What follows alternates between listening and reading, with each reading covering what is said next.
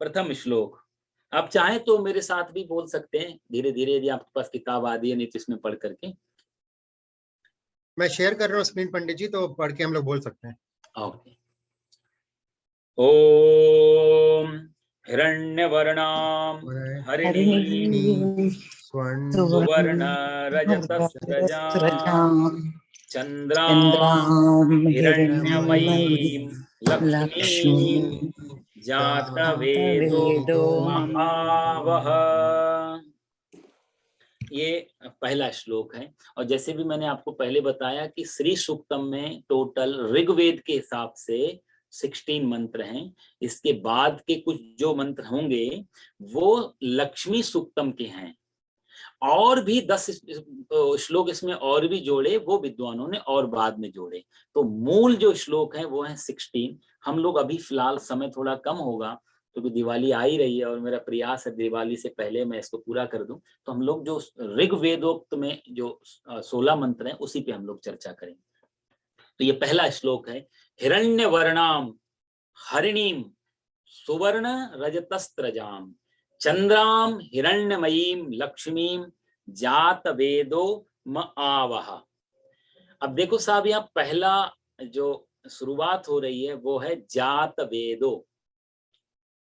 जात वेद का अर्थ होता है अग्नि। हे अग्नि नारायण, हे अग्निदेव। एक चीज मैं आपको और बताऊं, यहाँ तो आपको अग्निदेव या अग्नि नारायण मिलेगा, लेकिन हमारे महापुरुषों ने ऐसा भी बताया है कि जब हम श्री सूक्तम का पाठ करते हैं उस समय जात वेद का अर्थ भगवान नारायण हो जाता है, भगवान विष्णु। क्योंकि एक एक शब्द के कई अर्थ निकलते हैं। अमर कोश यदि एक किताब है, यदि आप कभी पढ़ें तो एक शब्द के बहुत अर्थ होते हैं। तो वहां पर जात वेद के अर्थ होगा भगवान नारायण, उनकी पत्नी माता लक्ष्मी।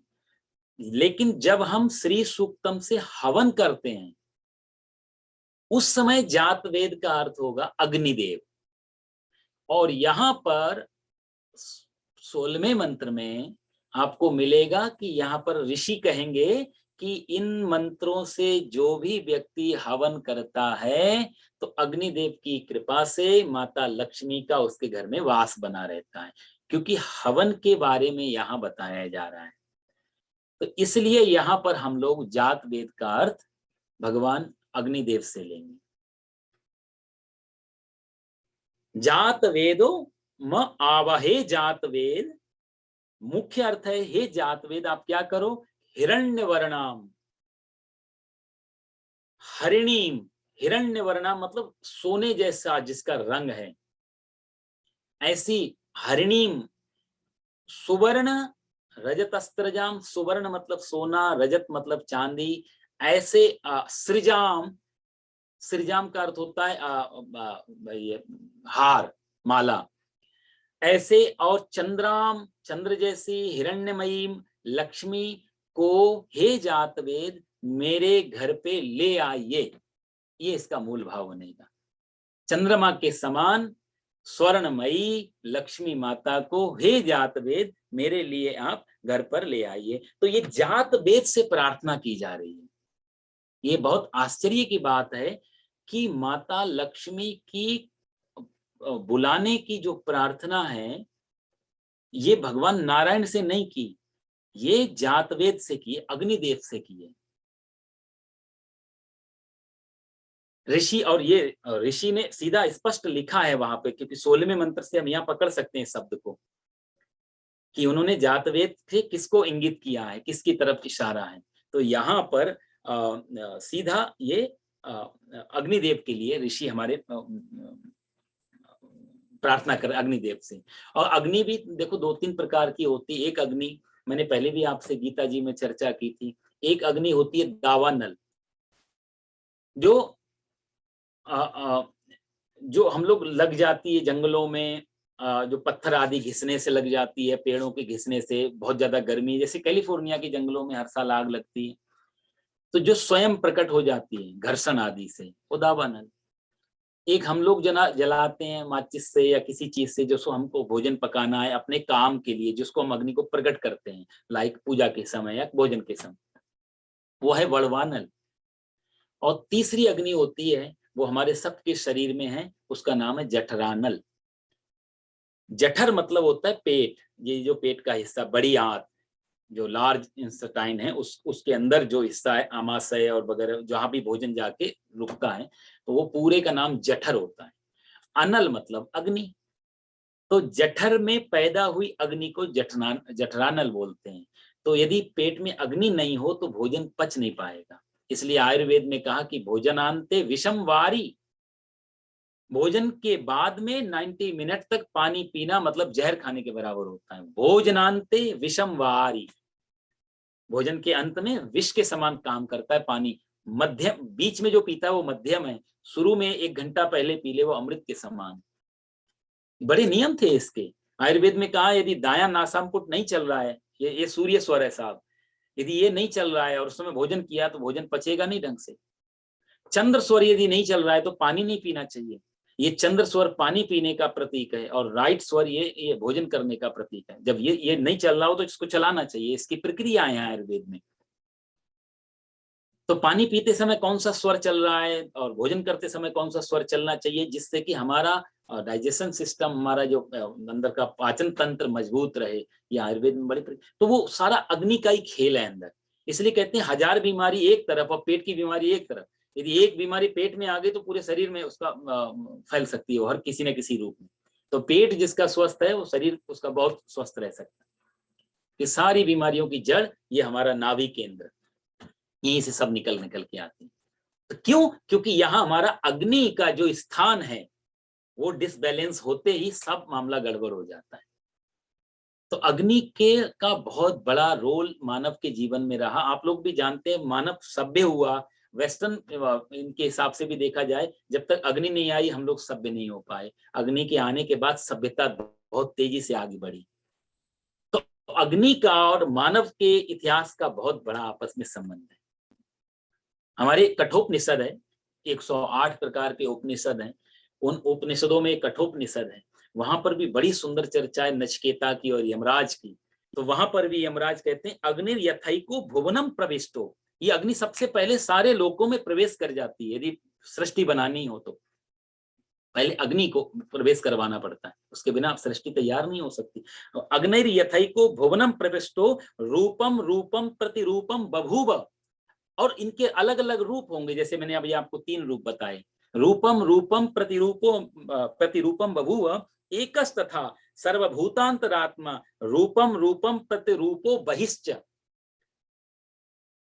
है एक लेकिन अलग अलग अलग अलग होने की वजह से। अब जैसे मेरे घर में दीपक जल रहा है और आपके घर में 2 दीपक जल रहा है, तो 2 दीपक हो गए भाषा की दृष्टि से, लेकिन वैसे अग्नि एक हो गई। दीपक अलग है, तेल अलग है, बत्ती अलग है, लेकिन अग्नि आपके घर की और मेरी घर की अग्नि में उसमें कोई फर्क नहीं हो सकता। क्यों? अग्नि के लिए जो गैस चाहिए मेरे घर में जलने के लिए, वही गैस से आपके घर में अग्नि जलेगी। तो अग्नि में कोई, इसलिए कहते हैं रूपम रूपम प्रतिरूपो वहिश्च, अंतरात्मा और वहिश्च दोनों प्रकार की अग्नियों में। इसलिए जठरानल हो चाहे वड़वा, कैलिफोर्निया की जंगलों में लगी हुई आग और पेट में लगी हुई भूख की वजह से आग, दोनों में आध्यात्मिक कोई अंतर नहीं है, स्थान का फर्क हो सकता है। तो यहाँ पर हमारे ऋषि माता लक्ष्मी का जो आवाहन करते हैं, वो कहते हैं कि हे जात वेद, आप हमारे लक्ष्मी माता को हमारे घर पर लेकर के आइए।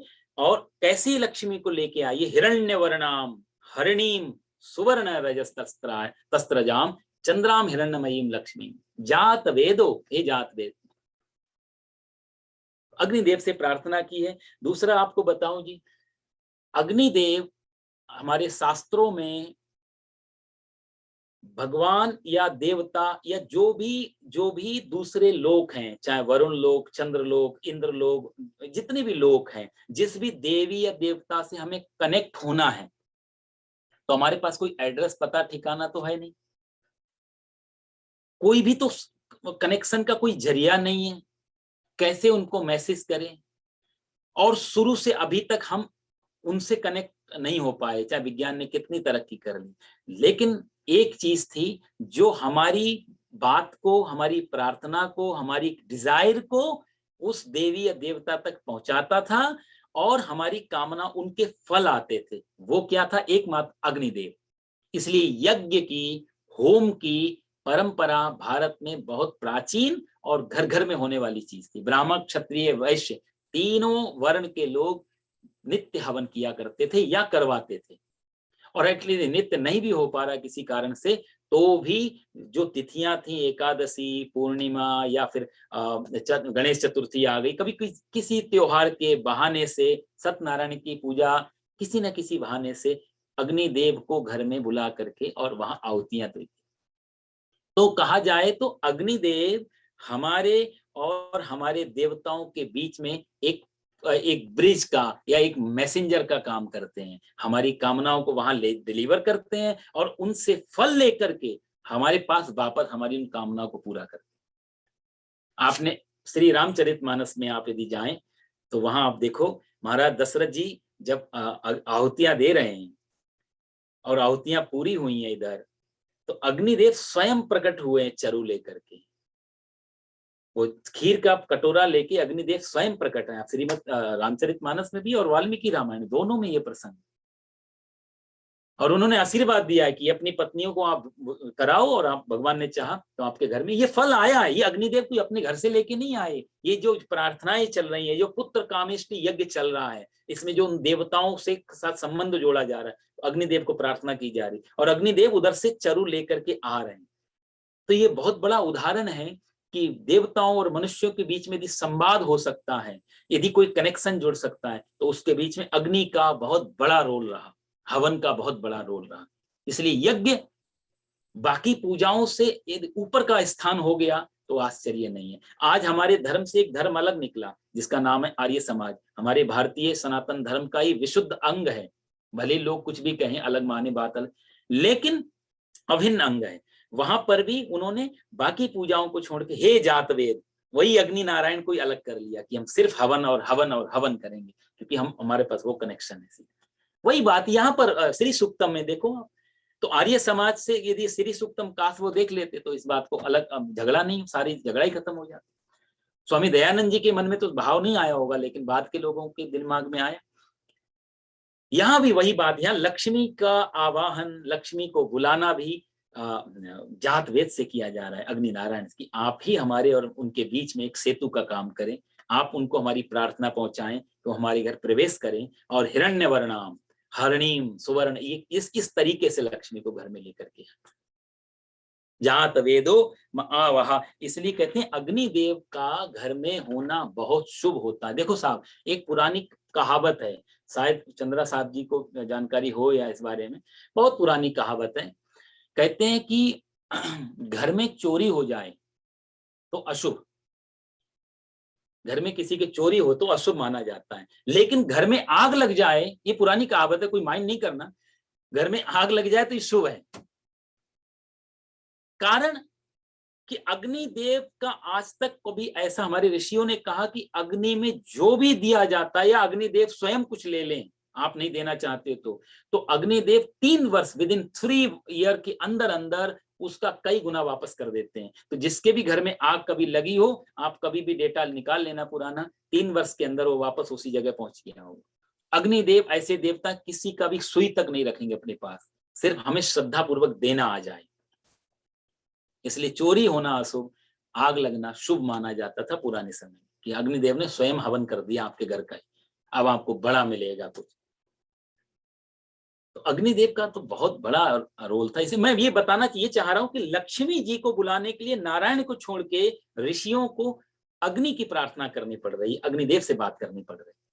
वो क्यों, उसके बारे में सिर्फ जात वेद पे मैं अभी रुका हुआ हूं, तो इसलिए आप फोकस ये रखना कि यहाँ पर सारी प्रार्थनाएं बार बार आएगा, ये ताम आवाह जात वेदो लक्ष्मी मन पगामिनी, ऐसे आएंगे श्लोक, बार बार जात वेद शब्द आएगा। तो जहां जहां ये जात वेद शब्द आएगा, वहां वहां पर आप अग्निदेव का आप ध्यान रखेंगे। एक कारण और भी होता है, अग्नि यदि हम जलाते हैं, कहीं भी अग्नि जलाओ आप, अग्नि की जो ज्योति है वो सदा आकाश की तरफ जाती है।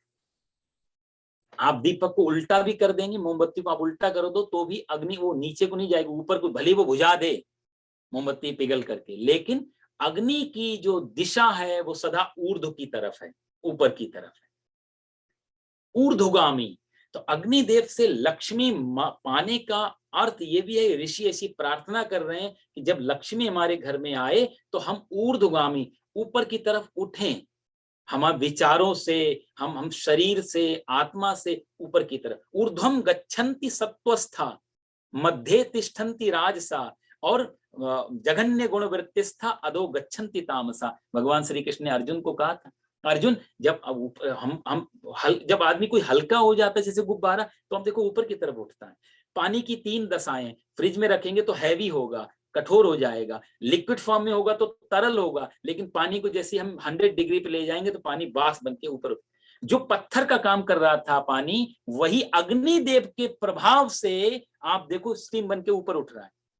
वो फर्क आप समझना कि अग्निदेव के कारण ही वही पानी जिसका स्वभाव नीचे को जाना था, आज अग्निदेव की कृपा से वही पानी ऊपर की तरफ उठ जाता है। यदि अग्निदेव नहीं हो तो आप देखो ये बरसात नहीं हो पाएगी।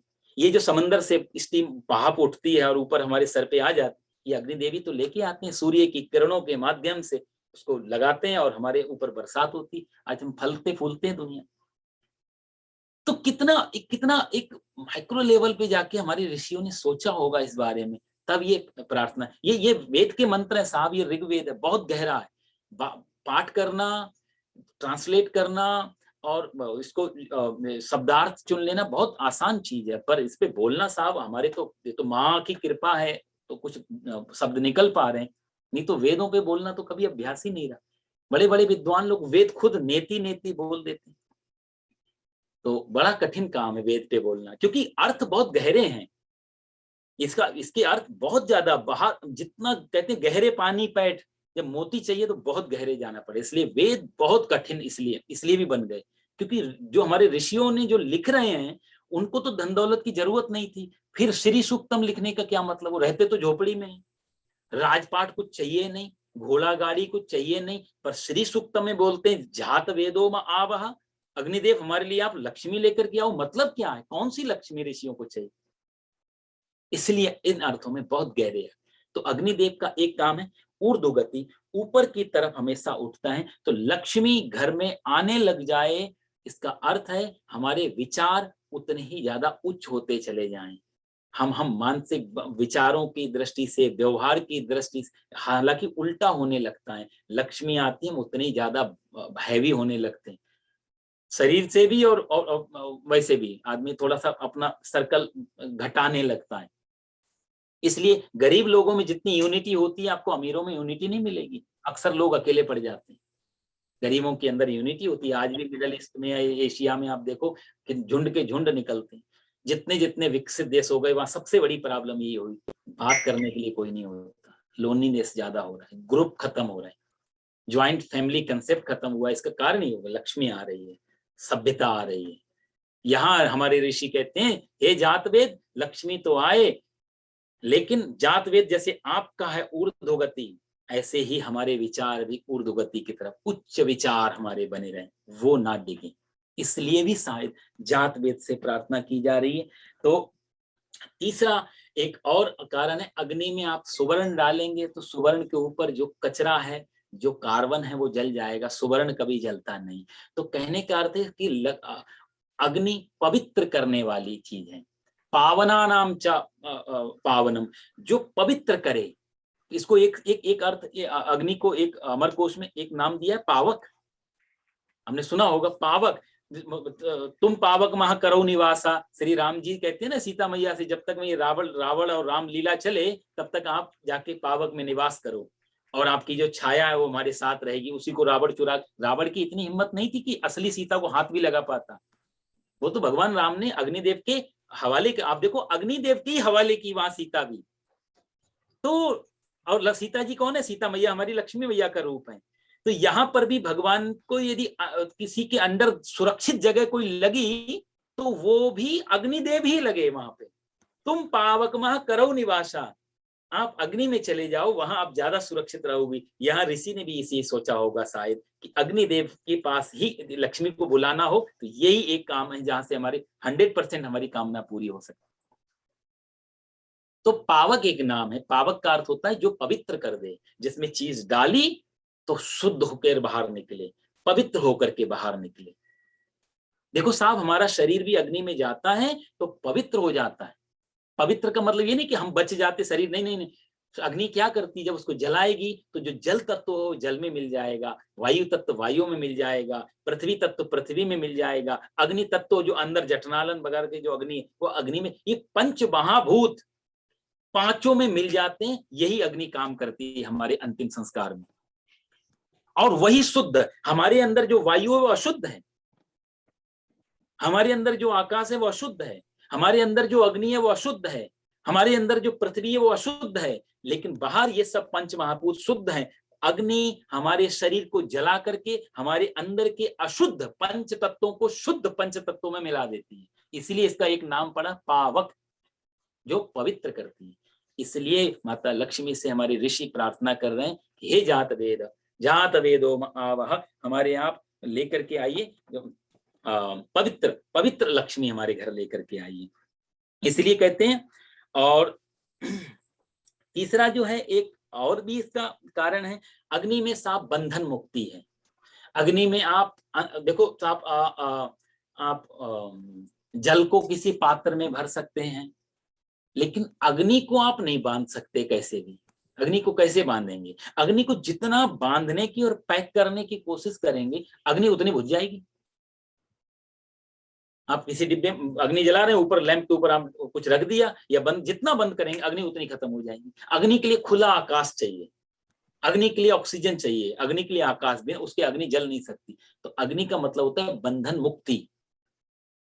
तो इससे भी हमारे ऋषि जात वेद से प्रार्थना करते हैं, हे अग्नि नारायण, जब लक्ष्मी आए तो हमारे जो बंधन हैं वो भी धीरे धीरे खत्म हो, हम किसी बंधन में ना रहें। एक पुरानी कहावत है, देखो साहब, जो मैं बता रहा हूँ, ये कोई मेरा अपना कोई ऐसा नहीं है कि मेरा अपना कोई रिसर्च हो बहुत बड़ा, ऐसा तो मैं ज्यादा पढ़ा लिखा नहीं हूँ। विद्वानों को सुना, हरिद्वार में महापुरुषों को सुना, उन्हीं सब चीजों को वो कभी कभी दिमाग में आती हैं, निकलती हैं। कोई अभी तो मैं इतना आगे नहीं गया हूँ, लेकिन हाँ, जो सुना है वही आपको सुनाता हूँ। महापुरुषों की वाणी है, उनके अपने जीवन की बहुत बड़े रिसर्च है, इसलिए ये तो गारंटी है कि जो भी निकलेगा वो नकली तो नहीं होगा, क्योंकि महापुरुष कभी झूठ नहीं बोलते, उनके अपने अनुभव होते हैं जीवन के। तो एक कहावत थी पुरानी गुजरात की, कहते हैं उत्तम धंधो, उत्तम खेती मंदम धंधो और कनिष्ठ नौकरी। कहते हैं जीवन में सबसे उत्तम यदि कोई काम है वो खेतीबाड़ी करना। ये उस समय की बात थी, खेतीबाड़ी करना को सबसे उत्तम बताया। और मंदम धंधो, यदि कोई बिजनेस करना है तो वो मीडियम है, बीच का। और नौकरी को तो साफ सबसे नीचे वाले तल पे बताया, जब कुछ करने को नहीं हो तो नौकरी कर लेना। आप कोई बुरा मत मानना, पर ये कहावत थी। कहते नौकरी का मतलब यही होता है कि ना नौकरी करी तो ना क्यों करी। नौकरी में आप नो बोल ही नहीं सकते। और दूसरा कुछ भी हो सकता है। और कहीं नौकरी में हमारा बॉस, हमारा कोई एम्प्लॉयर यदि कहीं कहीं मूर्ख फंस जाए, कहीं ऐसा व्यक्ति बीच में फंस जाए जिसको अकल ही नहीं हो, जिस फील्ड में हम काम कर रहे हैं उस फील्ड की अकल नहीं है, जानकारी नहीं, ऐसा कोई बॉस सर पे हो तो साहब बड़ी मुश्किल होती है उस नौकरी को चलाना। तो और आप लोग भी जानते हैं, 30 साल से 25 साल से एक कंपनी में काम करते हैं। आज उस कंपनी का बॉस बूढ़ा हो गया, उसका जवान लड़का 25-30 साल का लड़का अभी अभी कॉलेज से बाहर आया और बॉस ने सादी चाबी उठा करके उसको सीईओ सीएफओ बना करके भेज दिया कंपनी में। 30 साल से 40 साल से काम करने वाला अनुभवी उस व्यक्ति को इस 20-25 साल नए वाले लड़के से क्या बोलना पड़ता है? Yes sir, yes boss. वो हमारा ऑनर बन जाता है सडनली। ये दुर्भाग्य है। इसलिए हमारे यहाँ कहावत थी, खेती-बाड़ी सबसे उत्तम थी। अब तो खैर वो ऑप्शन ही नहीं रहेगी। नौकरी करना मतलब ग्रह ठीक नहीं है कुंडली में, इसलिए नौकरी करनी पड़ेगी तुम्हें दूसरे की, ऐसा बोला जाता था एस्ट्रोलॉजी में। स्वयं का नहीं तो मंदम धंधो, धंधा करना, बिजनेस करना बीच का काम। तो अग्नि देवता से ये भी प्रार्थना की जा रही थी कि लक्ष्मी जब आए तो हमारा जो बंधन है, वो हमारे ऊपर जो दबाव है वो खत्म हो। बहुत सुंदर भाव है साहब, एक एक श्लोक पे घंटों अभी तो एक शब्द पे ही मैं रुका हुआ हूँ, इस एक शब्द से आगे नहीं बढ़ा हूँ, सिर्फ जात वेद पे। तो ऐसे ही 16 मंत्रों के बड़े दिव्य भाव हैं, पर समय थोड़ा सा कम पड़ता है तो इसलिए दौड़ाना पड़ेगा बीच में हमें। तो मेरा भाव ये कि यहाँ पर सबसे जरूरी बात मैं ये समझाना चाह रहा था कि श्री सूक्तम में जो प्रार्थना है वो लक्ष्मी से पहले अग्निदेव की प्रार्थना है। जात वेदो म आवहा, हे जात वेद मेरे लिए आप लक्ष्मी लेकर के आइए। तो ये तो हो गया मेन जात वेद। और भी बहुत सारे अर्थ हैं, उनकी चर्चा हम फिर कभी करेंगे। कैसी लक्ष्मी लेके आइए? तो हिरण्यवर्णा, सोने जैसी, चमकती हुई, दमकती हुई। यानी कि जीवन, यहां दोनों भाव साथ साथ चलेंगे। एक भाव तो है ट्रांसलेशन शब्दार्थ वाला कि हिरण्यवर्णाम, हिरण्यवर्ण जैसी लक्ष्मी हमारे घर आए, लेकिन जैसी वो चमकती तेजस्विनी, जब लक्ष्मी है तो कहने का अर्थ है कि लक्ष्मीवान को भी तेजस्वी होना चाहिए। यदि लक्ष्मी की कामना है तो उसको भी तेजस्वी होना चाहिए। आलस्य में, प्रमाद में या फिर अहंकार आदि इन सब चीजों से लक्ष्मी यदि आएगी भी तो वो फल नहीं दे पाएगी जो लक्ष्मी का रिफ्लेक्शन होना चाहिए आने के बाद। इसलिए जात वेद से कहा हिरण्यवर्णाम, सोने की तरह चमकती हुई, दमकती हुई, वो सब ऐसी लक्ष्मी आप लेकर के आओ। दूसरा हिरण्य का अर्थ और भी होता है साहब। आप देखो कृष्ण यजुर्वेद में, कृष्ण यजुर्वेद में एक मंत्र आता है, हिरण्यगर्भः समवर्तताग्रे भूतस्य जातः पतिरेक आसीत् सदा धारा पृथ्वीं द्यामुतेमां कस्मै देवाय हविषां विधेम। हिरण्यगर्भ बोलते हैं उस आदि पुरुष को, हिरण्यगर्भ बोलते हैं परम पर ब्रह्म को, हिरण्यगर्भ बोलते हैं नारायण को। हिरण्यगर्भ का साधारण एक अर्थ होता है कि जिसके गर्भ में हिरण्य हो, हिरण्य मतलब सोना हो। एक कथा आपने सुनी ना हिरण्याक्ष की। हिरण्याक्ष ने पृथ्वी को ले लिया और पृथ्वी को ले जाके समंदर में छिपा दिया, पानी के अंदर। हिरण्याक्ष कौन है? हिरण्य मतलब सोना, और अक्ष मतलब आंख। जिसकी आंख में सोना है, यानी कि जिसकी आंख में सदा दूसरे की संपत्ति का ख्याल बना रहता है। तभी तो उसने वो पृथ्वी को ले गया और भगवान बराह का रूप लेकर के आए और उन्होंने हिरण्याक्ष से कहा कि तू इस पृथ्वी को यहाँ क्यों लेके आ गया, इस पे तो सृष्टि होनी है। तो हिरण्याक्ष कहता है ये तो मेरी है। भगवान ने बोला तेरी है, तूने कब बनाई इसको? तू नहीं था तब भी ये थी। लेकिन बोलता नहीं ये तो मेरी है। अब किसी से झगड़ा करना हो तो बहुत सिंपल सूत्र है, आप किसी भी चीज को मेरा बोल दो, झगड़ा शुरू। उसको तो झगड़ा करना था। तो हिरण्याक्ष का अर्थ भी वो होता है जिसकी आंखों में सदा दूसरे की संपत्ति की, जैसे बोलते आंखें गड़ा के बैठे हो हमारी संपत्ति पे, तो वही जिसकी आंखें दूसरे की संपत्ति पे गड़ी रहे, वही तो हिरण्याक्ष है। और हिरण्याक्ष को मारा भगवान ने, यही भाव है। तो हिरण्य गर्भ का मतलब जिसके अंदर सोना हो। यहाँ माता लक्ष्मी का स्वरूप की प्रार्थना की जा रही, हिरण्य वर्णाम, हिरण्य रूपी जो सोने जैसी। देखो साहब, किसी ने एक घटना है, किसी कवि ने एक नोट, जो कागज का डॉलर या नोट कुछ भी होता है, रुपया, उससे किसी कवि ने पूछा कि तू इतना अपने आप को इतराता है, इतना ईगो करता है, तेरे में है क्या? तू थोड़ा कागज का टुकड़ा तो है, इससे ज्यादा क्या है? इमेजिनेशन है कवि की अपना कोई, तो तू कागज का टुकड़ा, इससे ज्यादा क्या है तू? इतना ज्यादा अहंकार। तो रुपया, वो डॉलर बोलता है कवि से कि भले ही मैं कागज का टुकड़ा हूं, हल्का हूं, मेरी कोई कीमत हो या ना हो वैसे एज ए प्रोडक्ट, लेकिन आज तक मैंने अपने जीवन में कचरा पेटी नहीं देखी, गार्बेज बैग नहीं देखा मैंने, भले ही मैं कितना छोटा टुकड़ा हूं। तो हिरण्य वर्णाम हरिणीम, ऐसी ऐसी माता लक्ष्मी हमारे जीवन में प्रवेश करें जो हिरण्य रूपी, जो बिल्कुल सोने की तरह दमकती हो, तो ऐसी। और दूसरी बात यहाँ पे कहते हैं हरिणीम, हिरण्य वर्णाम हरिणीम। हरिणी का अमर कोश के हिसाब से 2-3 अर्थ बनते हैं।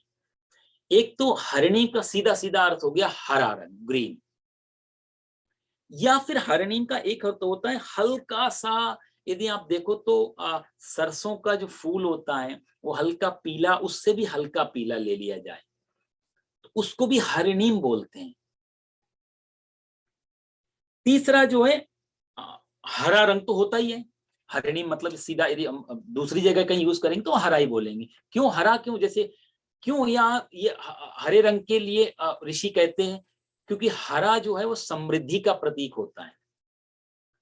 हरे रंग से आंखों को आराम मिलता है, इसलिए आयुर्वेद में लिखा है कि आदमी को हरा देखने की अभ्यास बना रहना चाहिए। सुबह सुबह थोड़ी देर हरा रंग देखते रहना चाहिए, आंखों के लिए अच्छा होता है।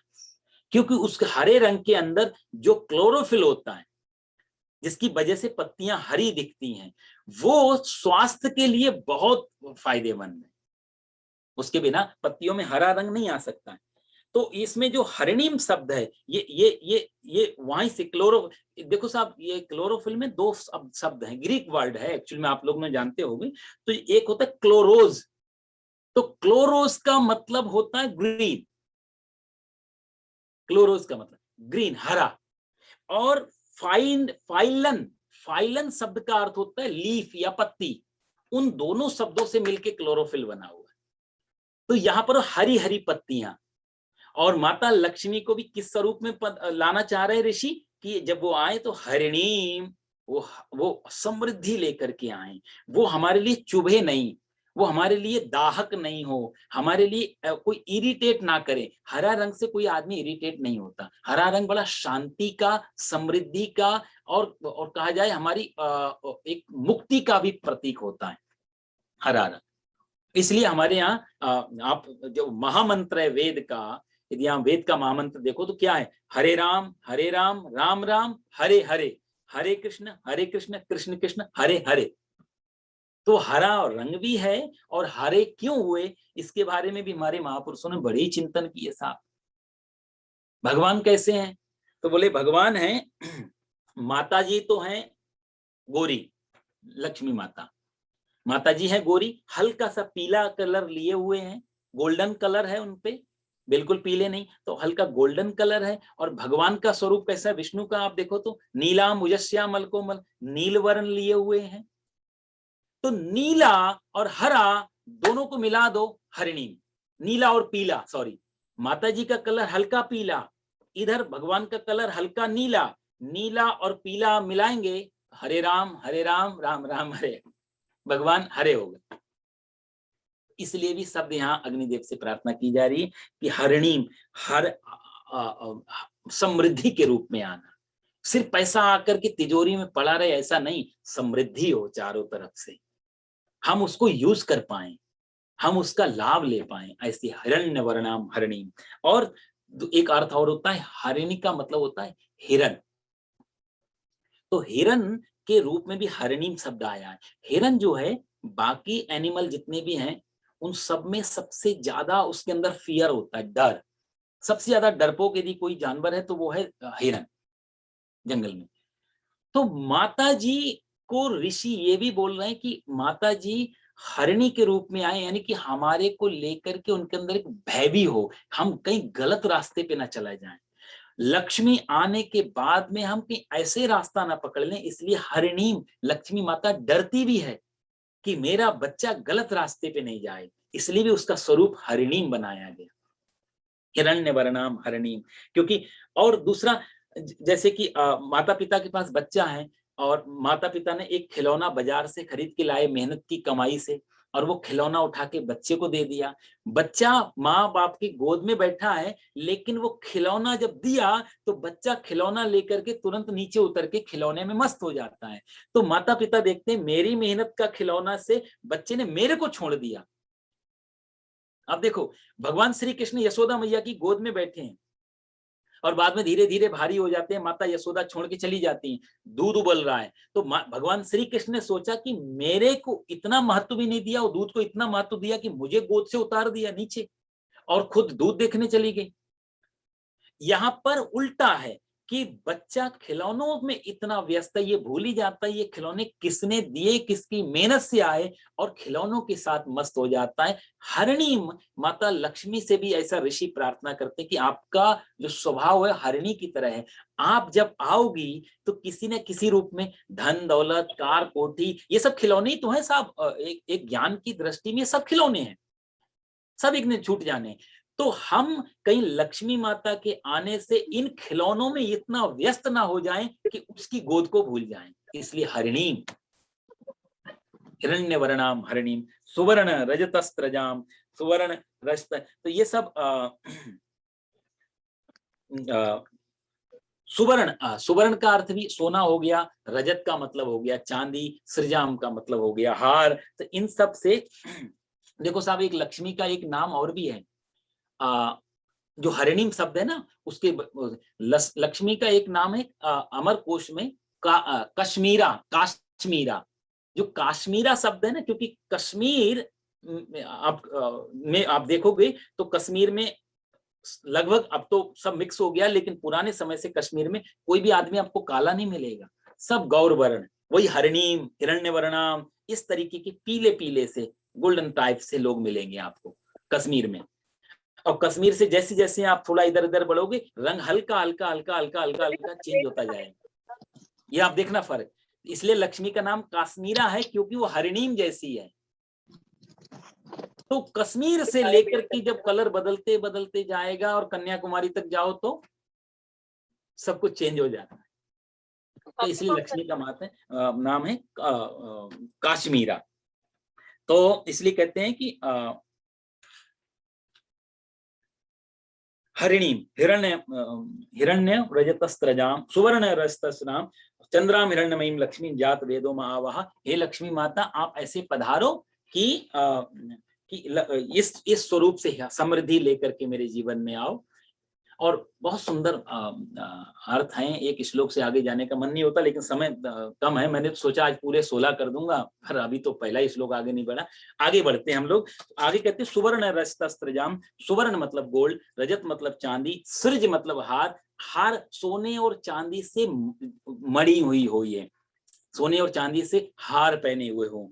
और क्यों सुवर्ण? क्योंकि सोना और चांदी में एक अपना तेज होता है, पॉलिश नहीं होती, बाहर का तेज नहीं होता, स्वयं का तेज है उसमें, सोने में। तो सुवर्ण रजतस्त्रजाम मतलब ऐसा स्वयं तेजस्वी है।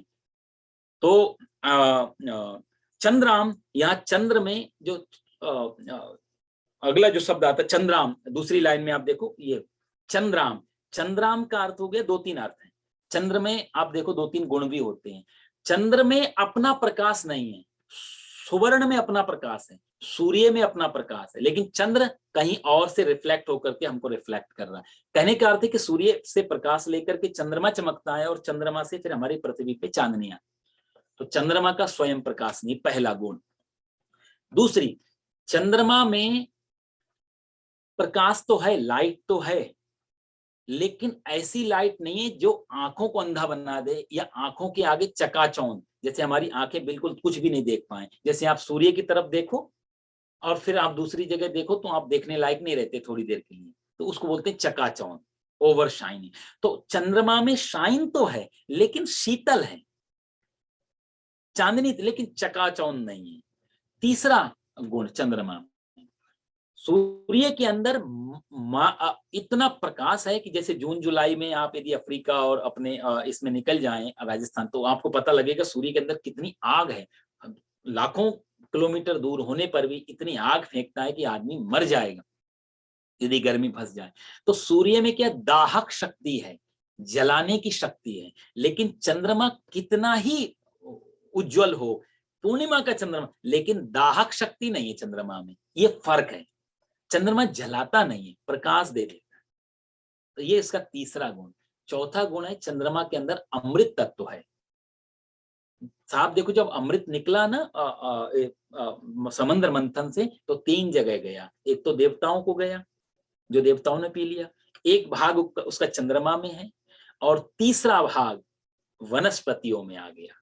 इसलिए हमारी जो वनस्पतियां हैं आयुर्वेद की, उनको चंद्रमा की चांदनी में उसको पवित्र करना होता है, कहा जाए उनको पावर वहां से मिलती है, चंद्रमा से। ये तीनों में अमृत तत्व है, इसलिए कहते हैं चंद्राम, चंद्र में। तो वहां पर चंद्रमा की जो चांदनी है ना, वो जलाती नहीं है, कहा जाए तो वहां पर एक गौरव प्रतीक है कि हम आराम से घूम सकते हैं, मन को अच्छा लगता है, शीतल है। तो जितना तेज होगा चंद्रमा, उतना ही ज्यादा मन को अच्छा लगेगा। चांदनी, चोर को तो नहीं भाता कभी चांदनी रात, लेकिन वैसे सामान्य व्यक्तियों को चांदनी रात बहुत अच्छी लगती। तो कहा एक डिग्निटी है चंद्रमा की चांदनी में, जो कि सूर्य के प्रकाश में नहीं मिलेगी। वहां दाहक शक्ति होने से उससे आदमी बचता है। इसलिए चंद्रमा पे तो हम पहुंच पाए, सूर्य पे शायद ना पहुंच पाए कभी भी, बहुत मुश्किल। इसलिए कहा चंद्राम, चंद्रमुखी हमारे यहाँ शब्द, सूरजमुखी कोई नहीं कहता। यदि किसी की तारीफ करना हो महिला की तो चंद्रमुखी है, क्योंकि वह शीतलता है, एक अट्रैक्शन है। तो इसलिए कहा चंद्राम। और सुवर्ण का मतलब तेजस्वी है, तो लक्ष्मी माता से अग्निदेव प्रार्थना करते हैं आप सुवर्ण तेजस्वी रूप में आओ। भगवान श्री कृष्ण ने अर्जुन को भी 10वें अध्याय में अपना विभूति योग बताते समय कहा था कि धातु नाम अस्मि कांचनम, धातुओं में मैं कौन हूं, मेटल में यदि मेरा स्वरूप सोना, कांचनम कंचन, तो कंचन का अर्थ भी गोल्ड होता है। यहाँ हिरण्य वो भी गोल्ड का अर्थ है। तो इसलिए हमारे यहाँ का ऋषि इनडायरेक्टली हिरण्य वर्णाम बोल करके या हरिणीम बोल करके या हिरण्यमयीम बोल करके भगवान नारायण से भी प्रार्थना कर रहे हैं कि आप लक्ष्मी के साथ साथ आप भी पधारो। ऐसा भी एक भाव विद्वानों ने निकाला। चंद्राम हिरण्यमयीम लक्ष्मी। और हिरण्यमयीम लक्ष्मी, तो देखो साहब सोना और चांदी, सोना जो है वो स्थिरता का प्रतीक है, स्टेबल है, स्थिर, और चंद्राम बोल करके वो चंचलता का प्रतीक है। तो स्थिरता भी आए, चंचलता भी आए, ये भी एक भाव है। कैसे? यदि स्टेबिलिटी नहीं होगी, चंचलता ही सिर्फ होगी, सिर्फ भागते ही जाएं, रुके नहीं, तो भी हमारा जीवन नहीं चलेगा ज्यादा। और यदि हम हर एक जगह रुके ही रहें और चले नहीं, तो भी मुश्किल हो जाएगा चलना। इसका अर्थ है कि दोनों चीजें चाहिए। तो सोने से तो हम गोल्ड के रूप में माता लक्ष्मी को स्थिरता मांग रहे हैं, और अच्छे स्वास्थ्य की कामना से हम चंद्र के रूप में उससे चंचलता भी मांग रहे हैं। देखो साहब, हेल्दी मार्केट का फॉर्मूला भी आप कौटिल्य के अर्थशास्त्र को पढ़ो। कौटिल्य के अर्थशास्त्र में जो इकोनॉमिक्स है, हमारे भारतीय जो इकोनॉमिक्स है, उसकी बहुत पुरानी व्याख्या है ये कि अच्छी वेल्थ उसका लक्षण क्या है। तो वहां भी कौटिल्य कहते हैं कि हेल्दी मार्केट में क्या होता है कि आदमी तो स्टेबल रहे, आदमी स्थिर हो और मनी सर्कुलेट हो। ये हेल्दी मार्केट का एक बहुत बड़ा फॉर्मूला है। आदमी एक जगह रुक जाए, पैसा सर्कुलेट होता रहे। अब होता क्या है उल्टा, आदमी तो भाग रहा है और पैसा एक जगह पड़ा है।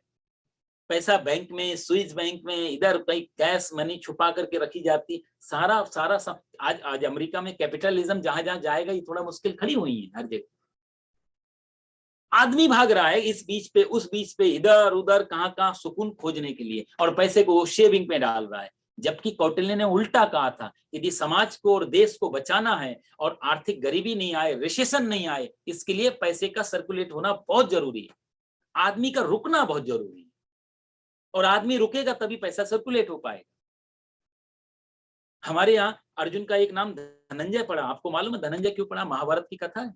राजाओं ने यही किया, सारा धन इधर उधर से लेके अपना राज खजाना भर लिया, पैसा बाहर ही नहीं निकालते हैं।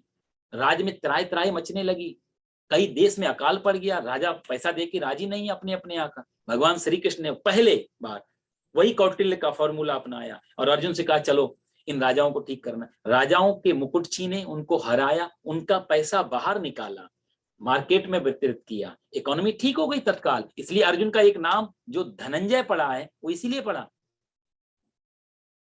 कि उन्होंने पैसे को बाहर। ये श्री सूक्तम जो है, ये श्री सूक्तम सिर्फ एक लक्ष्मी नहीं, ये पूरा पूरा अर्थशास्त्र भी है साहब। इसमें हम पूरी इकोनॉमी की बात कर सकते हैं। यदि चर्चा कभी ऐसे हो तो इसमें बहुत कुछ निकल के आता है 16 मंत्रों में। अर्थव्यवस्था को कैसे ठीक कर सकते हैं, ये हमारे इन 16 मंत्रों से निकलता है श्री सूक्तम। तो कहते हैं कि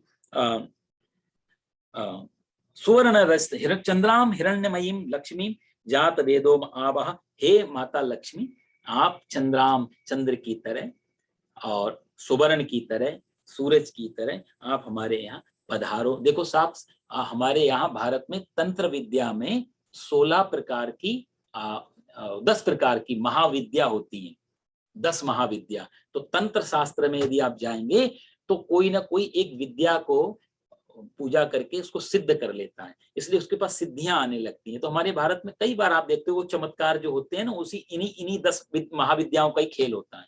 कोई आदमी हाथ में शिवलिंग निकाल देगा, कोई भभूति निकाल देगा, कोई जल का पात्र खाली कर देगा, कोई जल ला देगा। ये सब जो जादूगरी है, ये सब इन विद्याओं का ही खेल है। और ये कोई बहुत बड़ा काम नहीं है, 40-41 दिन में विद्या सिद्ध भी हो जाती है, लेकिन उससे कुछ मिलता नहीं है। सिर्फ आप इम्प्रेस कर सकते हो, इल्यूजन क्रिएट कर सकते हो अपने चारों। तो जो 10 महाविद्याएं, मैं आपको नाम भी बताता हूँ। एक पहली महाविद्या है काली, काली महाविद्या, वो शत्रु के मारण में भी काम आती है। दूसरी महाविद्या तारा, ये तारा तीसरी छिन्नमस्ता, ये छिन्नमस्ता जो महाविद्या है, ये सहारनपुर में एक जगह है, शाकंभरी देवी, शाकंभरी के जस्ट बगल में छिन्नमस्तिका मंदिर है, वहां पर छिन्नमस्ता देवी की उपासना लोग करते हैं। चौथी है षोडशी, पांचवी है भुवनेश्वरी, छठी है त्रिपुर भैरवी, और सातवीं है धूमावती, आठवीं है बगुलामुखी, और नौवीं है मातंगी, और 10वीं महाविद्या है कमला। और कमला मतलब माने लक्ष्मी महाविद्या। तो कई लोग लक्ष्मी को उस दृष्टि से भी महाविद्या के रूप में भी उसका तंत्र प्रयोग करते हैं। इसलिए जो श्री यंत्र हम लोग बनवाते हैं या उनका जो पूजन करते हैं, उसका जो प्रतिष्ठा करते हैं, वो इन्हीं महालक्ष्मी जो कमला महाविद्या ना, उसी के मंत्रों को लेकर के प्रतिष्ठा की जाती है। तो भगवान विष्णु का मंदिर बनाने के लिए बिना श्री सूक्तम के विष्णु का मंदिर की प्राण प्रतिष्ठा नहीं हो सकती। लेकिन इधर श्री यंत्र को यदि प्राण प्रतिष्ठित करना हो तो फिर आपको कमला महाविद्या से मंत्र लेने पड़ते। ये कर्मकांड का एक बहुत अपना नियम है। तो ये महाविद्याओं में भी माता लक्ष्मी का बहुत बड़ा नाम है। तो यहाँ पे कहते हैं हिरण्यमयी लक्ष्मी। अब आता है लक्ष्मी शब्द। तो यहाँ पर जो लक्ष्मी शब्द आया है, लक्ष्मी किसे कहते हैं, लक्ष्मी का क्या मतलब है? साधारण सी बात, हम गहरे अर्थ तो मैंने आपको पिछली क्लास में बताए थे, जो लक्ष्य पे ले जाए, जहां पर हमें अपना लक्ष्य याद रहे, हम कहां से आए, क्यों आए, और उसको पाने के लिए हमें सब जरूरी चीजें मिलती रहे, हवा पानी खाना पीना सोना, और लेकिन लक्ष्य याद बना रहे, वो लक्ष्मी। लेकिन यहाँ पर साधारण हम अर्थ देखेंगे। तो जो पहला है लक्ष्मी, पहले श्लोक, उसका साधारण अर्थ क्या होता है? सिंपल। तो सिंपल उसका अर्थ यह है कि हमारे जीवन में, ये महापुरुषों का कथन है, हमारे जीवन में जो कुछ भी है और हमें उसकी जरूरत है, और उस जरूरत से ज्यादा यदि है, ध्यान से सुनना आप, हमारी आवश्यकता से ज्यादा हमारे पास जो है वो लक्ष्मी है। जितना हमें चाहिए, यदि एक भिखारी को भूख लगी है, उसको 4 रोटी मिल गई, वो लक्ष्मी नहीं है। लेकिन यदि हमारा भंडार भरा है साल भर का और हम रोटी खा रहे हैं, तो हमारा वो भंडार लक्ष्मी स्वरूप है। हमें जरूरत है इस महीने में मान लिया $5,000 की, और यदि हमारी बैंक में 50,000 है तो $45,000 वो लक्ष्मी है। कहा, यदि इन शॉर्ट में कहें तो जो हमारे पास जो सरप्लस है वो लक्ष्मी है। जो भी सरप्लस है, चाहे वो घर हो, चाहे वो कार हो, चाहे वो गोल्ड हो, चाहे वो मनी हो, जो भी हमारे पास एक्स्ट्रा सरप्लस, वो लक्ष्मी स्वरूप होता है। उसका मतलब है लक्ष्मी। जात वेदो आवह, हे जात वेद आप हमारे यहाँ पधारो। और भी लक्ष्मी देखो साहब, पुराणों में इनकी चर्चा है। एक ऋषि है, उनका नाम था भृगु महाराज जी। भृगु महाराज की पत्नी का नाम था ख्याति देवी। तो ख्याति और भृगु के महाराज भी जो पुत्री ने जन्म लिया, उसका भी नाम लक्ष्मी था। भृगु महाराज इस अर्थ में भगवान विष्णु जी के ससुर जी लगते हैं, क्योंकि उनकी पुत्री थी। महाराज दक्ष के ये दक्ष के ये दामाद लगते हैं। तो इस हिसाब से भी एक पुराणों में कथा आती है। तीसरा जो है, माता लक्ष्मी का एक बहन भी है जिसकी आगे चर्चा आएगी, उसको बड़ी बहन है, ज्येष्ठाम अलक्ष्मी, ऐसा श्लोक आता है ना। तो जो ज्येष्ठा मतलब बड़ी बहन है लक्ष्मी की, वो है अलक्ष्मी, उसका नाम है अलक्ष्मी। ये लक्ष्मी की बड़ी बहन है। यहाँ ऋषि आगे प्रार्थना करेंगे, हे प्रभु, हे अग्निदेव, हमारी अलक्ष्मी का, हमारी दरिद्रता का, हमारी गरीबी का, इन सब का नाश हो, लक्ष्मी की हमें प्राप्ति हो। ये लक्ष्मी की बड़ी बहन है। तो लक्ष्मी का दुरुपयोग यदि किया तो अलक्ष्मी प्रवेश कर जाती है। तो ये बहुत बारीकी से समझने, दरिद्रता कब घर में आती है, उसके संकेत क्या हैं। एकदम से लक्ष्मी घर से नहीं जाती, उसके कुछ संकेत पहले घटने स्टार्ट होते हैं। यदि उन संकेतों को पकड़ लिया जाए तो इसका अर्थ है कि अलक्ष्मी आ रही है, लक्ष्मी आ रही है, हमें पता लगना स्टार्ट चालू हो जाता था। इसलिए पुराने यहाँ समय में नारद जी ने वसुदेव जी को बोल दिया था कि राजन, तुम्हारे यहाँ कोई ऋषि मुनि कुछ आते नहीं है, ये सुंदर पक्षी भी दिखाई, अब तो गिद्ध, बाज, ईगल, ये आसमान में क्या चल रहा है तुम्हारे राज्य में, कुछ बड़ा होने वाला है, कुछ अशुभ घटने वाला है, लक्ष्मी जा रही है और अलक्ष्मी पधार रही है तुम्हारे। और वही हुआ, 6 महीने भी नहीं गुजरे, पूरा यदुवंश विष्णु वंश का नाश हो गया। आप देखो तो ये संकेत हमको प्रकृति पहले से देने लगती है। यदि कोई बड़ा कांड होने वाला जीवन में, इसका बहुत संकेत होने लगता है। उतना सेंसिटिविटी होनी चाहिए हमारे पास। हम लोग इतने व्यस्त हैं कि हमें पता नहीं लगता प्रकृति क्या मैसेज दे रही है। अलक्ष्मी, यह लक्ष्मी माता की बड़ी बहन का नाम है। वाहन इनका आप सब लोग जानते हैं, इनका जो वाहन है माता लक्ष्मी का, उल्लू है, उल्लू। आओ, एक वाहन इनका और है। जब हम लक्ष्मी की उपासना करते हैं और एज ए माँ, जब माँ की तरह लक्ष्मी की उपासना की जाती, जैसे श्री सूक्तम या सत्यनारायण या लक्ष्मी नारायण, उस समय माता लक्ष्मी उल्लू पे बैठ के नहीं आती। उस समय उनकी 2 सवारी और है, या तो पति के साथ आएंगी गरुड़ पे बैठ करके, या फिर आएंगी हस्तिनाद प्रमोदिनी, ये भी श्री सूक्त का ही मंत्र है, हाथी पे बैठ करके, इसलिए गजलक्ष्मी। तो जब माता शुभ शुभ शुभता लेकर के आएंगी तो हाथी पे बैठ के आएंगी, अशुभता लेके आएंगी तो उल्लू पे बैठ। उल्लू का आप जानते हो, और उल्लू का पॉजिटिव अर्थ भी इसमें, अच्छा मजे की बात, उल्लू का कहीं भी पॉजिटिव अर्थ नहीं मिलेगा जैसे श्री सूक्तम में है। पॉजिटिव अर्थ क्या है कि उल्लू को पूरी दुनिया को जब दिखाई नहीं देता तब उल्लू को दिखाई देता है, ये पॉजिटिव अर्थ। पूरी दुनिया के आगे जब अंधेरा होता है, निराशा होती है, कुछ भी नहीं दिखता, उस समय उल्लू देख पाता है। तो माता लक्ष्मी जब आती है उल्लू पे बैठती है तो एक थर्ड आई भी खुल जाती है, ऐसा भी महापुरुषों ने अर्थ लिया। लेकिन बेसिक तो ये चीज है, उल्लू पे बैठ के आने का, आदमी उल्लू बना देती है साहब। इसलिए लक्ष्मी को किस स्वरूप में पाना, कैसी प्रार्थना की जाए, कैसा धन हमारे घर में आए, उसके बारे में यहाँ अग्निदेव से प्रार्थना कर रहे हैं हमारे ऋषि। अगले वाले श्लोक में चलते हैं, समय तो ज्यादा व्याख्या का नहीं है। 7:29 तो हो गए साहब, 1 घंटा तो हो गया। एक श्लोक और ले लेते हैं, नहीं तो ऐसे तो ये 16 क्लासेस चाहिए। मैंने सोचा था आज पूरा 16 के 16 पूरे कर देंगे, लेकिन इतना सुंदर चरित्र है ये वेद में। दूसरा श्लोक,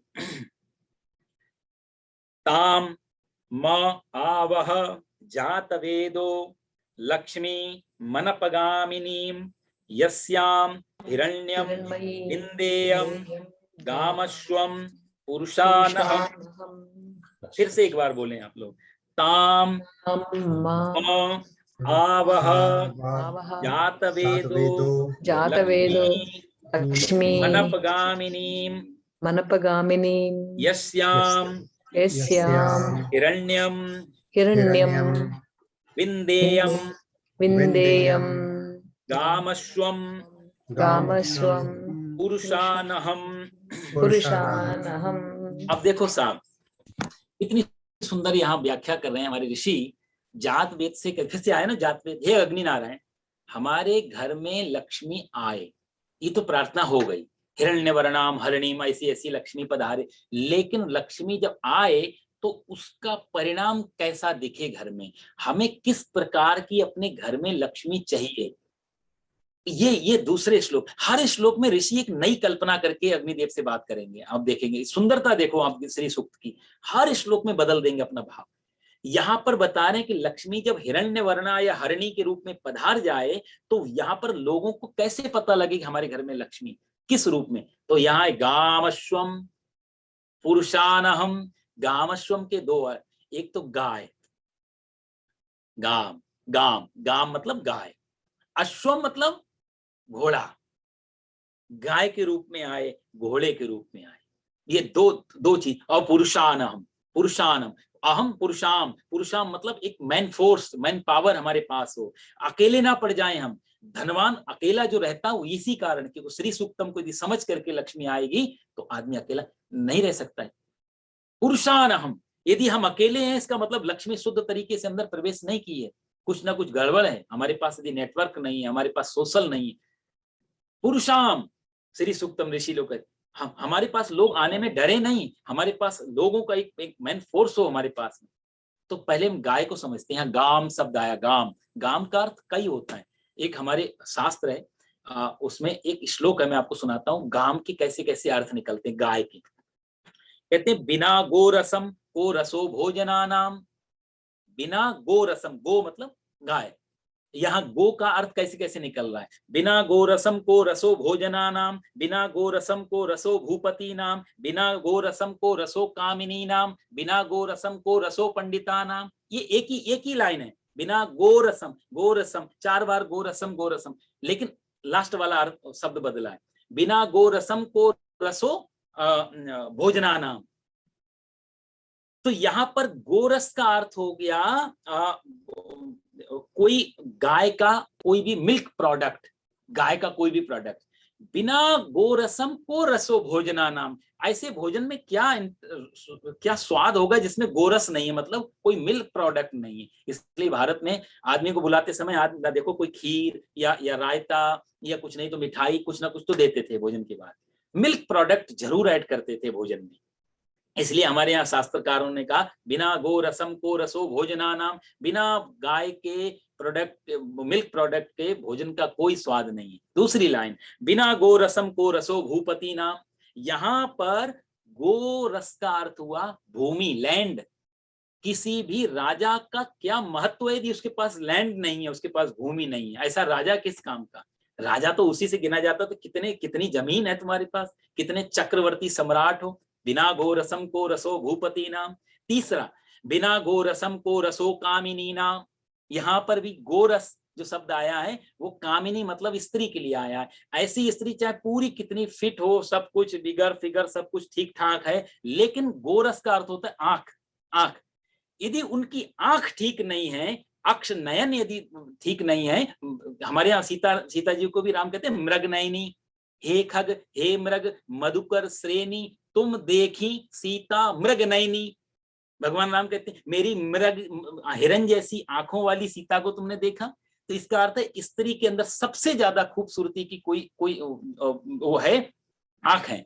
तो यहाँ शास्त्रकार करते हैं बिना गोरसम को रसो कामिनी नाम, ऐसी स्त्री का उतना सौंदर्य नहीं यदि उसकी आंख गोरस की तरह नहीं, सुंदर आंखें नहीं। और चौथा, बिना गोरसम को रसो पंडिता नाम, और पंडित तो हैं, विद्वान हैं, जानकारी बहुत कुछ है, लेकिन गोरसम मतलब होता है वाणी, बोलना नहीं आता है। इसलिए हमारे भारत में आपको कई विद्वान ऐसे मिल जाएंगे जिनको बहुत कुछ कंठस्थ है पर बेचारे बता नहीं पाते। उनके प्रवचन में, उनकी कथा में आप बैठो तो आधा घंटा भी आप बैठ नहीं पाओगे, क्योंकि उनके पास जो वक्तव्य करने, जो रिलीज करने उस ज्ञान को, वो कला नहीं है। इसलिए शास्त्रकारों ने कहा कि बिना गो रसम को रसो पंडिता नाम, ऐसे पंडित का क्या लेना देना, इतना याद, ये इसको बताना ही के तरीका नहीं हो, बोलने की प्रवचन शैली नहीं हो उसके अंदर।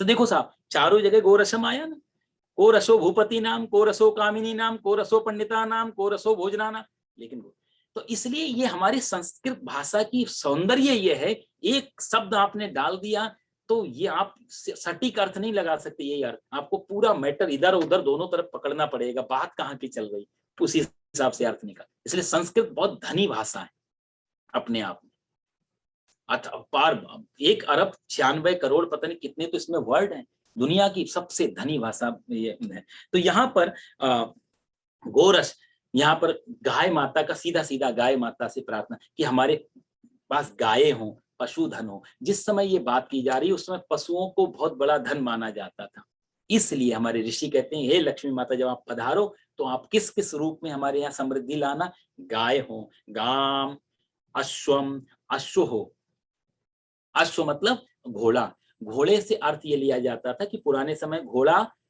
देखा जाए, यदि आप देखो ना पुराने इतिहास में एक नादिर शाह या किसी की आती है कहानी कि वो हारा तो इसलिए उसके पास सेना भी बड़ी है, उसके पास बल भी ज्यादा है, उसके पास अस्त्र शस्त्र भी ज्यादा है, लेकिन उसके पीछे हारने का कारण सेना ने और बल और अस्त्र शस्त्र नहीं थे, उसका कारण ये था ये आदमी हाथी लेकर के युद्ध लड़ने गया और उसके पास में घोड़े थे, लेकिन हाथी से चौथाई 1/4 घोड़े थे कुल, लेकिन इसके पास मतलब 100 हाथी है तो इसके पास कुछ 25 घोड़े थे, लेकिन ये 25 घोड़े वाला जीत गया, ये 100 हाथी वाला हार गया। इतनी बड़ी, और ये इतिहास की बहुत सच्ची घटना है।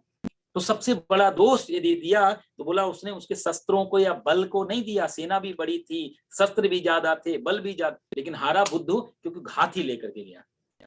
हाथी को मोड़ने के लिए बहुत सारी जगह चाहिए, हाथी को दौड़ने के लिए भी अपना एक उसकी कैपेसिटी, घोड़ा कहीं से भी निकल जाता है, छलांग भी लगा सकता है। तो घोड़े का मतलब है लक्ष्मी माता से हमारी हमारी एनर्जी पावर बढ़े, हमारी काम, अच्छा घोड़े से काम शक्ति, कामना, काम शक्ति का मतलब कुछ कुछ दूसरी भाषा अंतर नहीं कि जो जो फालतू की डिजायर है, नहीं, यहाँ घोड़े सा लिया जा रहा है कि एक एक एक ऐसी ऊर्जा, जैसे घोड़े के अंदर एक इंटेंस डिजायर जो होता जाए, संकल्प शक्ति जो है वो बढ़ जाए। तो घोड़े का जो अश्व का नाम लिया गया वो इंटेंस डिजायर, कई लोग इसको काम शक्ति के, पौरुष शक्ति के अर्थ में ले लेते हैं, वो गलत है। श्री सूक्तम में इतने छोटे शब्दों का प्रयोग नहीं करेंगे ऋषि। इंटेंस डिजायर, तीव्र अभिलाषा लक्ष्य को पाने की, तीव्र उत्कंठा अपने लक्ष्य को पाने की, ऐसे हमारे ऋषि लोग प्रार्थना कर रहे हैं। तो गति में दूसरा आपको मैंने गीता में भी बताया, घोड़ा कभी भी आपको 4 पैर से खड़ा नहीं दिखेगा। आप कभी किसी भी घोड़े को देखो, होते 4 पैर हैं, खड़ा हमेशा 3.5 पैर पे रहता है, एक पैर उसका मुड़ा रहता है थोड़ा सा। कभी भी आप घोड़े को देखना, एक पैर हमेशा मुड़ा होगा। ये भी अर्थ है, लक्ष्य को पाने के लिए हमेशा तैयार रहता है, कभी भी दौड़ा दो। इसलिए लक्ष्मी माता से जात वेद द्वारा प्रार्थना की जा रही है, ऐसे आओ कि हम लक्ष्य को पाने के लिए सदा उत्सुक रहें, सदा हमारी आंख अपने लक्ष्य की तरफ टिकी रहे। गाम, गामश्वम, पुरुषानम, पुरुषाम का जो है मैन पावर आपको बताया, हमारी मैत्री बढ़े, हमारा लोगों में नाम हो। और तीसरा जो है यस्याम हिरण्यम विंदेयम, विंदेयम इस कैसे आए, यस्याम हिरण्यम विंदेयम, पवित्रता से ये धन आए, पवित्र रूप से आए, किसी का दिल ना दुखे जब हमारे घर में धन आ रहा हो, किसी का हिस्सा ना जा रहा हो, इस प्रकार से हमारे यहाँ धन आए, किसी की आहा उसमें ना जुड़ी हो, इस प्रकार से धन आए, शुद्ध पवित्रता। विंदेयम, यस्याम हिरण्यम विंदेयम, और गामश्वम पुरुषानहम, उस हिसाब से गाय माता से प्रार्थना की, क्योंकि पुराना समय था, गाय बहुत, आज भी बहुत बड़ा धन है। ये तो भारत सरकार, अब तो थे सुप्रीम कोर्ट सख्त हो गई है, भारत सरकार का बहुत बड़ा रोल है कि गौ माता के ऊपर अब थोड़ा ये बैन लग गया, क्योंकि गाय के शरीर में, रोम रोम में देवताओं का वास है। गाय के गोबर में, गाय के आपको अभी मैंने गोबर के उपले मंगाए हैं, $7 की शायद मिले 10, इतने बड़े उपले। आप देखो इतना, हम कहते हैं उसमें कुछ हो या ना हो, पर जो उपले बना रहा है इसमें इंडिया में, उसका तो लाखों डॉलर का व्यापार चल रहा है साल में। सिर्फ कोई भी रीजन हो, पर गौ माता के सिर्फ गोबर से वो लाखों डॉलर का व्यापार वहां बैठ के कर रहा है, इतना बड़ा उसका, तो कैसी शक्ति नहीं। कहते हैं किसी आदमी के सिर पे बाल उड़ने, ये हमारे आयुर्वेद में लिखा है, कुछ जो आयुर्वेदाचार्य आदि हैं, वैद्य आदि, वो कहते हैं, मैंने कभी प्रयोग नहीं किया, आप करके देख सकते, कहते गाय के लार जो थूक होता है, सलाइवा, उसको यदि माथे पे सिर पे लगा लिया जाए तो गए हुए बाल वापस आने लगते हैं, इतनी शक्ति होती है गाय के थूक में। गौमूत्र में कैंसर को मारने के लिए, गाय के गोबर में इतना अच्छा फर्टिलाइजर दूसरी किसी खाद से बन ही नहीं सकता जो गाय के गोबर से बन सकता। गाय के अंदर अपार शक्ति थी। गौ माता बहुत बड़ी एक कहा जाए तो बहुत बड़ा इकोनॉमी थी राज्य की, इसलिए ऋषि ने प्रार्थना की, गाम अश्वम पुरुषानहम। तो और हस्तिनाद प्रमोदिनी, नहीं, दूसरे श्लोक में लक्ष्मी मनपगामिनी यस्याम हिरण्यम विंदेयम गामश्वम पुरुषानहम, तो कैसे आए, और लक्ष्मी अनपगामिनी, ये जो दूसरे श्लोक का जो पहली लाइन का दूसरा श्लोक सेकंड वाले में, यदि आप इसमें देखो तो इसमें शब्द आ रहा है जात वेदो ताम आवाह जात वेदो लक्ष्मी अनपगामिनी। अनपगामिनी का अर्थ हुआ कि ऐसी लक्ष्मी आए जो वापस कभी जाए नहीं, यानी कि जब तक हम रहें तब तक हमारे पास वो लक्ष्मी रहे, यानी कि हमको अपने साथ ही लेकर के नारायण के पास ले जाए, हमारी भी मुक्ति हो जाए जब लक्ष्मी। नहीं, कई बार ऐसा होता है कि हम अब कई उम्र के कई समय में हम लोग बहुत अच्छे होते हैं, अचानक बिजनेस धंधा डूब गया या नौकरी चली गई, कितनी चिंता रहती है आदमी को कि हम कल को नौकरी नहीं होगी या रिटायरमेंट लेना पड़ेगा तो पैसा संभाल के रखे। और इतना मेहनत करने के बाद भी कई बार लोगों की ऐसी विपत्तियां आती हैं कि कुछ नहीं बचता। तो जिनकी यंग लाइफ, बैचलर लाइफ या उस समय की लाइफ बहुत अच्छी रही, लेकिन बुढ़ापे की लाइफ आर्थिक दृष्टि से उतनी अच्छी नहीं रह पाती। तो यहाँ ऋषि ये भी प्रार्थना कर रहे हैं, अनपगामिनीम लक्ष्मीम आवहा, हे अग्निदेव, हमारे जीवन में लक्ष्मी इस रूप में आए कि हमारी हर उम्र, चाहे हम कोई भी उम्र पे हो, मृत्यु के क्षण में भी हो, अनपगामिनीम लक्ष्मी, तब तक हमारे को छोड़ के जाए नहीं। ताम आवह जात वेदो लक्ष्मी अनपगामिनीम यस्याम हिरण्यम बिंदेयम गामस्वम पुरुषानहम। तो लक्ष्मी जो है वो कैसे नहीं जाए साहब, वो इस तभी तक नहीं जाएगी। देखो साहब, लक्ष्मी को पाने के लिए लक्ष्मी के साथ एक संबंध बनाना पड़ेगा। तो कौन सा संबंध? यदि हम उससे संबंध रखेंगे एज ए स्त्री का संबंध, तो कोई भी स्त्री यदि घर में आएगी तो थोड़ी देर की बात तो उसको वापस ही जाना पड़ेगा। तो लक्ष्मी अनपगामिनी नहीं हुई। यदि हम लक्ष्मी को बहन बनाते हैं तो भी एक दिन विदा करनी पड़ेगी, विवाह करके भेजना पड़ेगा। लक्ष्मी को यदि पुत्री बनाएंगे तो भी उसका विवाह करके भेजना पड़ेगा। तो पत्नी बना सकते हैं, लक्ष्मी को पत्नी बनाने की हमारे अंदर कोई सामर्थ्य है क्या? लक्ष्मी पत्नी तो नारायण के अलावा किसी की हो नहीं सकती। तो लक्ष्मी के साथ संबंध क्या हो सकता है? तो कहते हैं एक ही संबंध है, यदि अनपगामिनी लक्ष्मी चाहिए कि उसके पुत्र बन जाओ, उसको मां बना लो। ना बहन बना सकते, ना पुत्री बना सकते, ना पत्नी बना सकते, ना उसको पड़ोसन बना सकते। क्या लक्ष्मी अनपगामिनी लक्ष्मी पाने के लिए सिवाय उसके पुत्र के कुछ नहीं बन सकते। मत्स्य महापातकी नास्ति पापाग्नि त्वत्समान ही एवं ज्ञात्वा महादेवी। और कुपुत्रो जायेत क्वचित अपि कुमाता न भवति। और गलती हो भी जाए तो पुत्र से गलती हो सकती है, लेकिन मां से कभी गलती नहीं हो सकती। इसलिए लक्ष्मी के साथ कोई संबंध बन सकता है तो माता और पुत्र का, माता और उसके संतान का। तभी यहाँ ऋषि बात कर रहे हैं लक्ष्मी अनपगामिनी। इसलिए कोई आदमी सोचे मेरी लक्ष्मी है, लक्ष्मी को हंसी आती है, मेरी भूमि है ये, तो लक्ष्मी को हंसी आती है। इस पे बड़े बड़े राजा महाराजा, इसी भूमि के पीछे कौरव और पांडवों में बड़ा घनघोर युद्ध हुआ। आज कोई भी तो नहीं बचा है। बात तो ये राज्य की तो थी, इतने गांव नहीं दे रहा था दुर्योधन, आधा राज्य ने। कहाँ गए वो हस्तिनापुर, कहाँ गया वो इंद्रप्रस्थ? आज सब वहीं का वहीं है। एक फुट भी जगह इधर से उधर नहीं हुई, लेकिन एक ना कौरव बचा ना पांडव बचा। इसलिए लक्ष्मी पे शासन नहीं कर सकते, लक्ष्मी के शासन में हम रह सकते हैं। ये श्री सूक्त हमको ये सब बहुत बड़ा मैसेज देता है। इसलिए कोई आदमी कहे लक्ष्मीपति हैं, बहुत धन, नहीं, वो गलत शब्द है। लक्ष्मी पुत्र है, वहीं से हमारा कल्याण हो सकता है।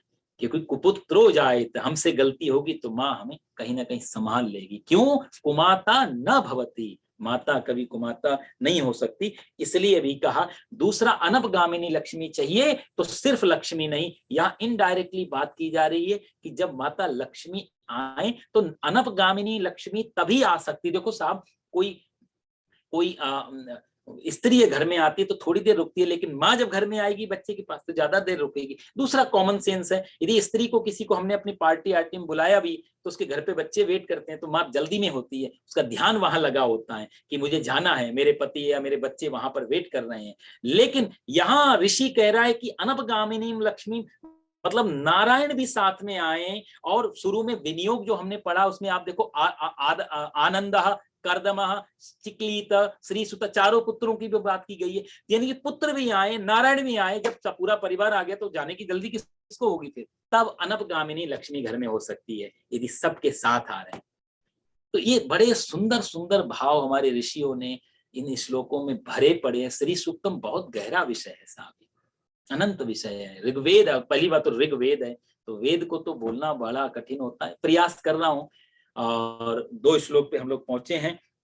तो यहाँ पर अगली बार से हम आगे लेंगे, लेकिन लक्ष्मी तक का जो मुख्य शब्द हैं उनका मैं अर्थ बताऊं, उनका प्रयास करूंगा। कुछ चीजों को छोड़ना तो पड़ेगा, नहीं तो एक एक शब्द पे व्याख्या लंबी। तो लक्ष्मी का जो अर्थ, जो मेन शब्द है, उसको आप इतना तो ध्यान रखना कि लक्ष्मी सिर्फ वेल्थ नहीं है जो हम धन के रूप में मान, सिर्फ वो नहीं, वो भी उसका एक रूप हो सकता है।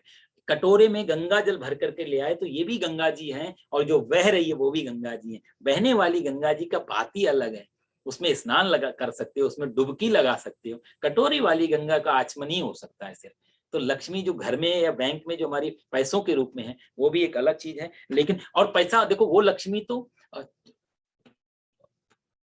नास्तिक के पास भी हो सकती है, टैक्स चोरी करने वाले के पास भी हो सकती है, चोर के पास भी हो सकती है, डाकू बदमाश के पास। आजकल हो भी उल्टा रहा है। जितने भी इस तरीके के गैंग हैं दुनिया में, आप देखो उनके पास बहुत अच्छा पैसा है। आज दुनिया में जो भी आतंकवाद, इतना कितना फंडिंग हो रही है, इतनी फंडिंग तो आपको दूसरी अच्छी चैरिटी के लिए नहीं मिलेगी जितनी चैरिटी इनके लिए होती है।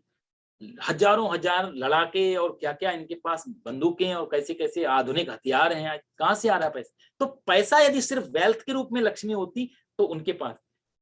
यहां किसी और लक्ष्मी की बात की जा रही है जो सिर्फ और सिर्फ ऐसी जगह दिखाई देगी जहां पर हमारा कल्याण करे। इसलिए 2 श्लोकों तक हम पहुंचे। अगली बार से तीसरे श्लोक में देखो माता जी कैसी क्या कृपा करें। यदि कल समय हुआ, मैं वनेजा जी से बात करूंगा, कल भी समय हुआ कोई भी टाइम पे, तो 1 घंटा हम लोग फिर से बैठ जाएंगे और मैं थोड़ा सा जल्दी और आगे तक ले जाऊंगा। 2 या 3 क्लासों में इसको पूरा करने का प्रयास करते हैं। ओम पूर्णमदः पूर्णमिदं पूर्णात् पूर्णमुदच्यते पूर्णस्य पूर्णमादाय पूर्णमेवावशिष्यते। सर्वे भवन्तु सुखिनः, सर्वे सन्तु निरामयाः, सर्वे भद्राणि पश्यन्तु, मा कश्चित् दुःख भाग् भवेत्। ओम शांति शांति सुशांतिर्भवतु। बोलो विष्णु भगवान की जय, लक्ष्मी माता की जय। जय। जय बहुत बहुत जय अच्छा जय। था।